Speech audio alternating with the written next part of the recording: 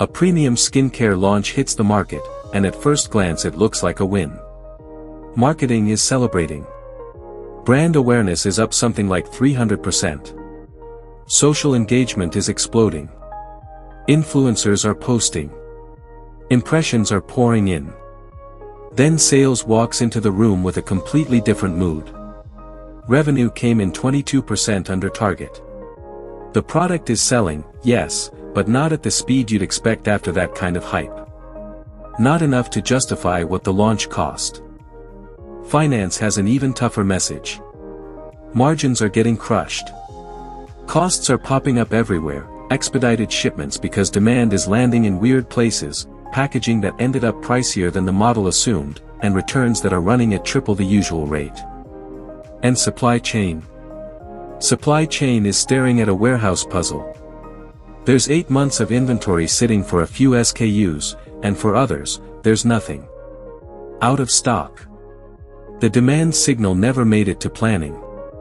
They forecasted a new premium line using old historical patterns that didn't fit this customer at all. Customer service brings the final piece. Complaints are spiking, but not because people hate the product. The frustration is about late deliveries, damaged boxes, and a loyalty program customers were promised, that operations never actually set up. 5 functions. 5 confident interpretations. 5 systems of record that don't connect. And when the CEO finally forces a cross-functional review, it takes 3 weeks just to get everyone to agree on what the numbers even are. By the time reality gets reconciled, $47 million is just gone. Not because marketing was lying. Not because supply chain was incompetent. Not because finance was asleep. It evaporated because everyone was right inside their own lane, and nobody had the whole map. That 47 million. That's what we're calling the silo tax. Every organization pays it. Most organizations never calculate it. And today, we're going to name it clearly, break down what creates it, and talk about the practical ways leaders can dismantle it with integrated intelligence. I'm Nakel Nakima, and this is the Intelligence Edge. Joining me is a panel of 4 leaders who've each fought this battle from a different side: enterprise transformation, governance, ethics and compliance, and systems architecture. Dr. Lian Zhou is an AI transformation expert across Asia-Pacific, and if there's one thing Dr. Zhou has seen again and again, it's how hard it is to pull organizations out of functional kingdoms and into shared truth. Welcome back. Thank you, Nakel. Silos are one of the most durable organizational problems I've ever encountered. They survive restructures, leadership changes, and even major platform upgrades. Maria Alvarez is a data governance leader with first-hand experience in the part people underestimate, the politics. The technical work matters, but governance is where you confront the incentives and the fear. Maria, welcome. Thanks, Nakel. This topic is exactly where data governance stops being theoretical and becomes very, very real. Jonas Richter is our data ethics and compliance specialist. Jonas brings the nuance that we need, because not every boundary is bad. Some separations are required for privacy, security, and regulation. Jonas, glad you're here. Happy to be part of this. If we treat all silos as evil, we'll create new risks while trying to solve old ones. And Kwame Mensah is an intelligence systems architect who's built integrated systems in environments where fragmentation was not just expensive, but existential. Kwame, welcome. Great to be here, Nakel. When you've seen what shared intelligence can do, it becomes hard to tolerate the old way. Let's anchor the conversation. People hear silos, and they nod, but it stays abstract. Dr. Zhou, when you say silo tax, what do you mean in plain terms, and where does the cost actually come from? I think of the silo tax as what you pay when decisions get made with partial truth. The missing information often exists inside the company, but it's locked in a different department, different system, different definition, or simply a different meeting. And the tax shows up at least 3 ways. First, direct costs, the obvious financial hits when a decision is wrong because it lacked context. Second, opportunity cost, value you never create because the cross-functional insight never forms. Third, coordination costs, the enormous time and energy spent reconciling competing versions of reality. The painful part is that most organizations don't track any of this systematically. So the tax keeps getting paid because it stays invisible. Maria, take us one layer deeper. If silos are so costly, why do they appear everywhere? What creates them, without assuming anyone is trying to sabotage the company? Silos form for reasons that make sense on day one. Specialization is real. Marketing needs deep focus on marketing. Finance needs deep focus on finance. Expertise grows inside boundaries. Then software hardens the boundary. You buy a CRM for sales, an ERP for finance, a WMS for warehouses, a ticketing platform for service. Each system is optimized for that function. And integration is usually treated like a later problem. Metrics also push silos. If I'm judged on my department's numbers, I invest in my department's definitions, dashboards, and reporting. My version of truth becomes my protection. Over time, history piles up. Reports, spreadsheets, data marts, handoffs, workarounds. After a decade or two, the silo isn't even a conscious choice anymore. It's an inheritance. Jonas, here's where people can get simplistic. They hear, break silos, and interpret it as, make everything visible to everyone. Are there times silos are actually the responsible choice? Yes, and it's crucial to say that clearly. Some separations exist for legitimate reasons. Privacy boundaries, for example. HR information about employees should not become casually accessible. Sensitive customer information, like health data, shouldn't leak into marketing just because a new platform makes it easy. Security boundaries matter too. Certain financial projections or competitive intelligence need restrictions. And in some industries, information barriers are legally required. Financial services has well-known Chinese walls for conflict of interest reasons. So the real question is not whether to have boundaries. It's whether a boundary is protecting something essential, or whether it's just an artifact of history, politics, or technical limitation. Kwame, give us a clean test. How do you tell the difference between a healthy boundary and a dysfunctional silo? I use one question: does the separation improve decision quality or degrade it? If separation prevents harm, like privacy violations, unethical access, regulatory breaches, then the boundary is productive.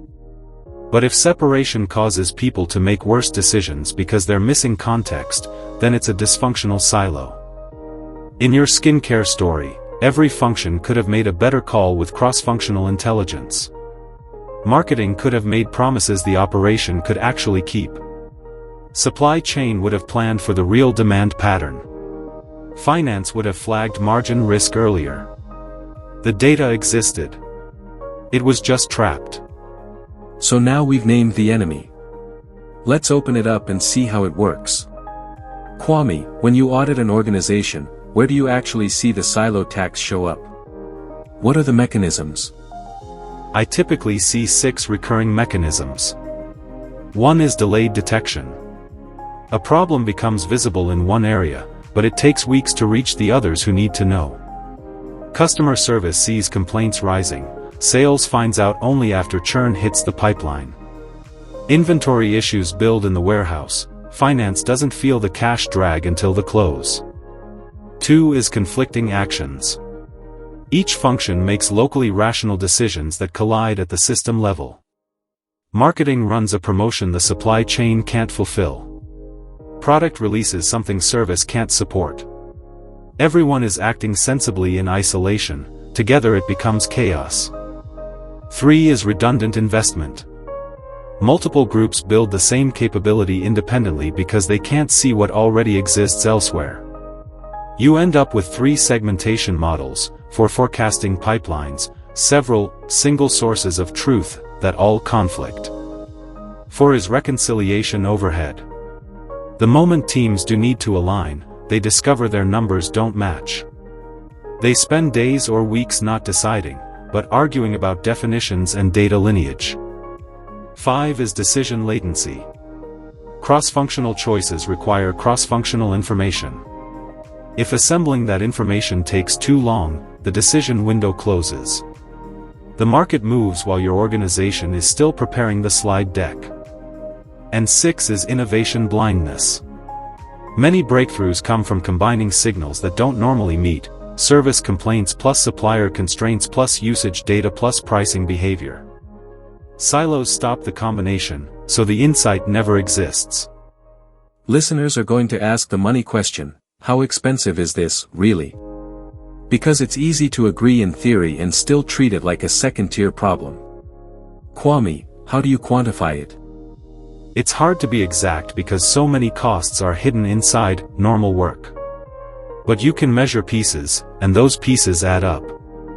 One manufacturer actually tracked reconciliation time for a quarter.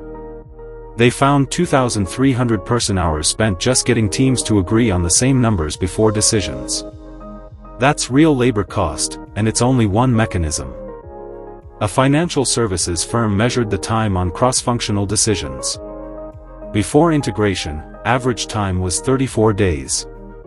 After building integrated intelligence, it dropped to 11 days. They valued that speed, faster approvals, faster responses, fewer missed opportunities, at several million a year. A retailer found that delayed demand signals between marketing and supply chain created excess inventory that cost them about $12 million annually. When I zoom out across the organizations I've studied, the total silo tax tends to land around 3 to 7% of operating expense. So if you're a billion-dollar company, that can easily mean tens of millions a year. Dr. Zhou, if the silo tax can be that large, why doesn't it trigger a full-scale response? Why does it keep surviving? Because it hides in plain sight. It doesn't sit on a line item labeled fragmentation. It shows up as scattered symptoms, and organizations blame the symptoms instead of the underlying integration failure. There's also distributed accountability. Everyone contributes to the tax, but nobody owns it. Marketing doesn't feel supply chains carrying costs. Service doesn't feel finance's margin compression. The whole company pays, but no single function has the mandate to fix it. Then there's technical debt. Integrating systems built independently over many years is genuinely difficult. Definitions conflict. Data refresh cycles differ. The plumbing is messy. And we can't ignore politics. Integration increases transparency, and transparency changes the power balance. Some groups benefit from being the only ones who can interpret the numbers. And finally, timing. Integration costs you now and pays you later. In organizations rewarded for short-term performance, initiatives with delayed payback struggle to survive. Maria, bring governance into this. People treat data governance like a compliance function or a set of policies. But you're saying governance can either keep silos alive or become the tool that breaks them. How? Governance becomes silo-enabling when it reinforces ownership as territorial control. It sounds like marketing owns this dataset, sales owns that dataset, and nobody should touch what they don't own. That structure often protects existing dysfunction. Silo-breaking governance treats data as an enterprise asset. It starts from the decision need: who needs access to make a good decision, and how do we make access safe and consistent? It also forces definition alignment. If one team's active customer is another team's engaged prospect, integrated dashboards will be nonsense. Governance creates a shared vocabulary: what counts as a customer, what counts as revenue, what counts as a product. And it sets standards for quality, access, and change coordination so that integration doesn't collapse under its own complexity. Jonas, governance has a second job: don't accidentally create a compliance disaster while trying to create insight. Where do organizations get this wrong? A common mistake is assuming that connecting systems is automatically permitted. Many privacy frameworks are built on purpose limitation. Data collected for one purpose shouldn't be used for unrelated purposes without a lawful basis. Integration can quietly break that rule. For instance, a customer shares health-related information to use a wellness feature. Then the data lands in a shared platform and marketing can see it. Even if nobody intended misuse, the platform made it possible, and that's already a failure. The fix is to design compliance into the integration. Classify data by sensitivity. Tag data with allowed purposes. Enforce access controls that technically prevent restricted queries from returning sensitive attributes. And maintain auditing so you can prove who accessed what and why. Alright, diagnosis is helpful, but listeners want the path out. Let's turn the story. Dr. Zhou, if you walk into an organization that's trapped in silos, what's the first move? And please don't say, buy a platform. I won't. The starting point is decision clarity. Before you integrate any data, you have to identify which decisions actually require cross-functional intelligence. I use decision mapping. You take the important recurring decisions, pricing, product launch, capital allocation, resource planning, and you map who is involved, who is impacted, what information each function contributes, where that information lives, and what's missing from the current decision process. That map shows you where integration has the highest payoff. You don't need to integrate everything. You need to integrate what's necessary for the decisions that shape performance. Kwame, once the organization knows which decisions matter, now we can talk architecture. What are the main patterns you see for building cross-functional intelligence? There are 3 common patterns, and the right one depends on context. One is an integration layer, a shared platform that pulls from functional systems and provides a cross-functional view. Teams still operate their CRMs and ERPs, but you have a place where the organization can ask integrated questions. 2 is event streaming. Instead of nightly batches, functions publish events in near real time. A purchase happens, inventory drops, a complaint is filed, a shipment is delayed. Other systems subscribe and react. It's faster, but it's more complex to implement well. 3 is a decision hub approach. You don't try to integrate everything. You integrate the data needed for a specific decision context. A pricing hub, for example, assembles demand, costs, inventory, and competition into one decision view. It's narrower, often quicker, and easier to prove ROI. Maria, if we integrate data, we also integrate the consequences. Definitions drift, quality issues spread, and suddenly nobody trusts anything. What are the governance essentials to prevent that? 4 things. First, definition alignment. If terms don't mean the same thing across functions, shared dashboards become shared confusion. Second, quality accountability. If one team's data quality is poor, that problem becomes everyone's problem once it's integrated. You need clear ownership of fixing quality issues at the source. Third, access management. Integration expands who could see what. Governance must ensure that the new possible is still appropriate. And fourth, change coordination. When finance changes a margin calculation, it ripples. When product changes a definition, it ripples. You need mechanisms to communicate, assess impacts, and keep trust intact. Jonas, how do you reconcile, on the ground, the need for integration with the need for separation? People tend to frame it as a choice, either we're fully open or fully locked down. That's the wrong framing. The goal is appropriate transparency. The right information to the right people for the right reasons. Often the best approach is to provide filtered views instead of raw access. Marketing might need patterns and segments, not sensitive individual attributes. Service might need the interaction history for the customer they are serving, not the entire database. Finance may need payment history without behavioral detail. It's more work than either extreme, but it's what maturity looks like. Now we have to deal with the part that makes grown executives sweat, humans. Dr. Zhou, why do people cling to silos even when the logic is obvious? Because silos aren't just structures. They're safety. Information is power, and power protects status. If your team is the only one that truly understands a dataset, you have leverage. Integration spreads that leverage. Opacity also hides weakness. When performance can't be compared across functions, it's harder for others to challenge your metrics or your results. Integration makes visibility unavoidable. And functional identity is strong. People build careers around being the best marketer, the best finance leader, the best operator. Integration asks them to think as part of a system, not just a craft. That threatens identity. So how do you move people through that? What actually works in the real world? 3 levers tend to work consistently. First, make the invisible visible. Quantify the silo tax in the organization's own language. Show the hours lost, the decisions delayed, the money left on the table. Second, align incentives. If people are measured solely on departmental targets, they'll optimize locally. Add shared metrics where success requires collaboration. Hold marketing closer to revenue outcomes, not just awareness. Tie operations and finance to customer experience outcomes, not just cost. Third, build coalitions. Don't start by trying to convince everyone.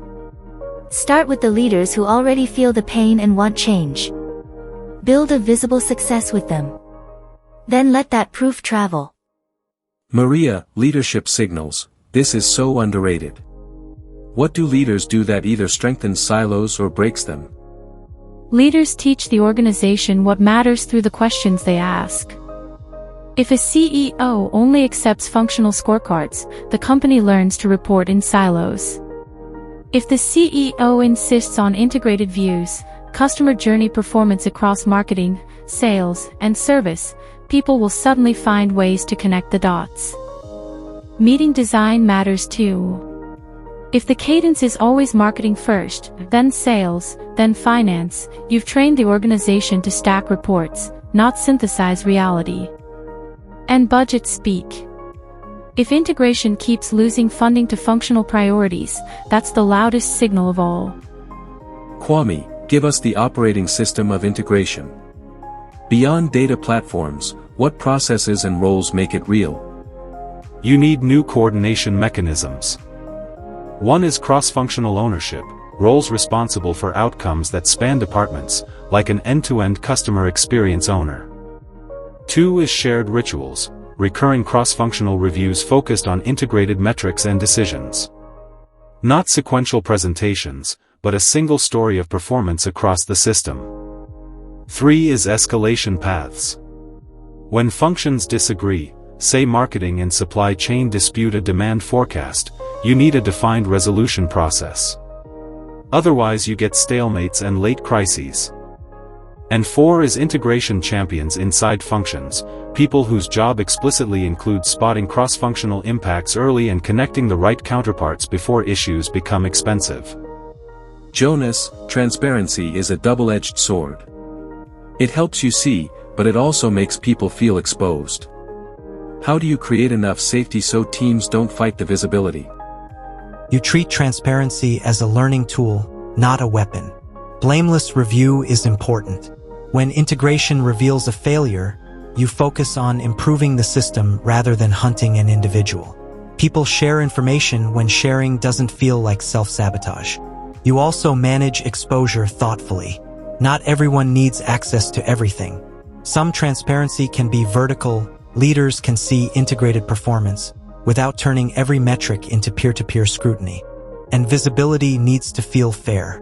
If one function is exposed while another stays opaque, trust breaks. Symmetry matters. Let's make this tangible. I want stories where integration actually changed the outcome. Dr. Zhou, share one transformation that stuck with you. A regional bank in Southeast Asia was dealing with customer attrition. Marketing had engagement signals. Service had complaint data. Product had usage patterns. Each group analyzed churn and came to a different conclusion. Marketing wanted more campaigns. Service wanted training. Product wanted new features. And each proposal sounded reasonable because each team was looking at a slice. But when we connected the journey across channels, a different story appeared. Customers were leaving after a specific sequence, a failed digital transaction, then a branch visit that didn't fix it, then a call center interaction where they had to repeat the whole story. No single function could see the full chain. With integrated intelligence, they discovered that most churn followed that pattern. The solution wasn't better marketing or better service in isolation. It was continuity, making sure context traveled with the customer. Kwame, take us to a different environment. Where did integration create measurable performance change? An agricultural supply company serving smallholder farmers across East Africa had a recurring issue: allocating seeds and fertilizer efficiently. Procurement planned on history. Logistics executed the plan. Sales sold what showed up. Credit extended based on sales outcomes. But reality kept changing. Weather shifts planting windows, disease outbreaks reshape input needs, market prices influence what farmers can commit to, and logistics capacity varies. We built an integrated decision system that combined weather, disease monitoring, market prices, credit history, and logistics capacity. Allocation decisions became smarter: what's needed now, what's available, who can pay, and can it be delivered in time. The results were concrete: less waste from misallocation, improved repayment because inputs matched real need, and fewer costly emergency reallocations in logistics. None of that was achievable through functional optimization alone.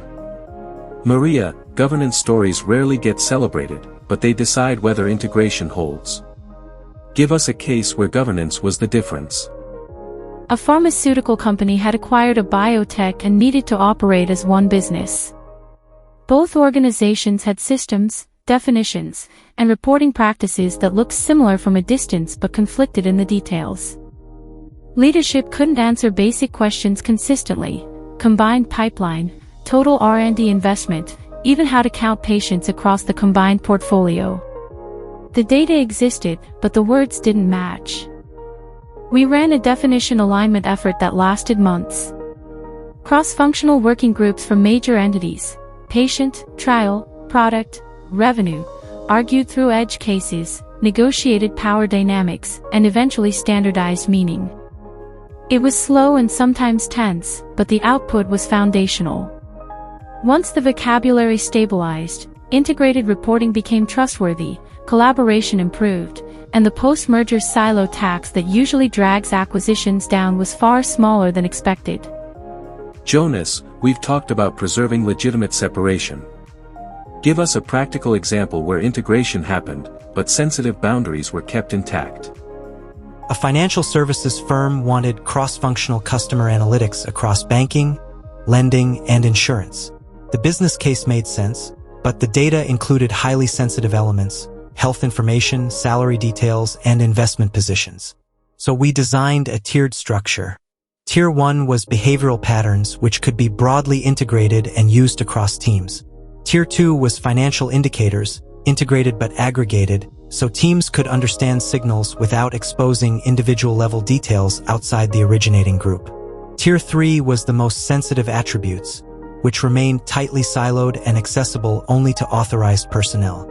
The firm still gained cross-functional intelligence for engagement and recommendations, but avoided turning integration into a privacy breach waiting to happen.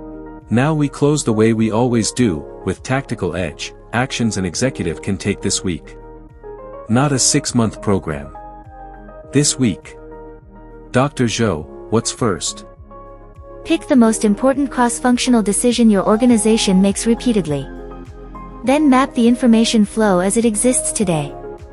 Where does the data originate? How does it travel? Where does it stall? And what's missing at the moment of decision?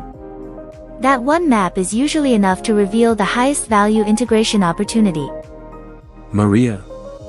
Choose one shared term: customer, revenue, product, deal, and ask each function to define it in writing. The mismatches you uncover will explain a lot of the friction you experience, and they'll give you a concrete governance problem to solve instead of arguing about alignment in general. Jonas. Before you connect new data sources, do a privacy and compliance check on the plan. What restrictions apply? What purposes are permitted? What access controls and auditing are required? Build the safeguards into the integration design at the start, because retrofitting controls later is expensive and often incomplete. Kwame, take us home. Measure your reconciliation tax. For 1 month, track how much time teams spend getting numbers to match across functions before a decision can move forward. Convert time into dollars. Then show leadership. A quantified cost creates urgency in a way that a philosophical argument never will. Let's synthesize the signal.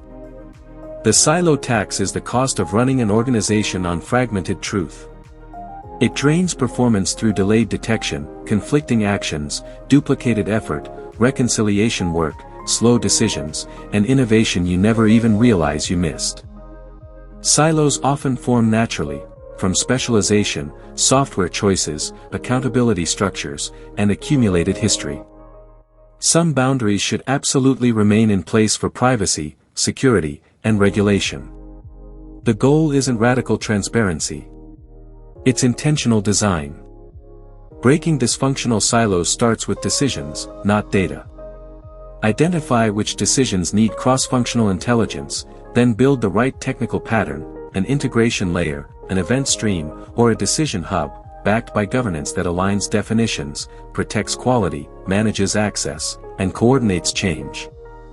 And none of it works without the human plan, making the silo tax visible, aligning incentives, building coalitions, creating new coordination mechanisms, and building safety around transparency. Because the organizations that get this right can do something their competitors can't, they can see the whole system and act as one. Every function informed by the intelligence of every other function. Decisions optimized for the enterprise, not the department. Dr. Lien Zhou, Maria Alvarez, Jonas Richter, Kwame Mensah, thank you for bringing the depth today. Thank you, Nakel. Great conversation. Thank you. My pleasure. Thanks for having us. Next week on the Intelligence Edge, predictive versus prescriptive, knowing versus doing. Why prediction without action can turn into expensive entertainment, and how organizations move from forecasting what might happen to recommending what should be done.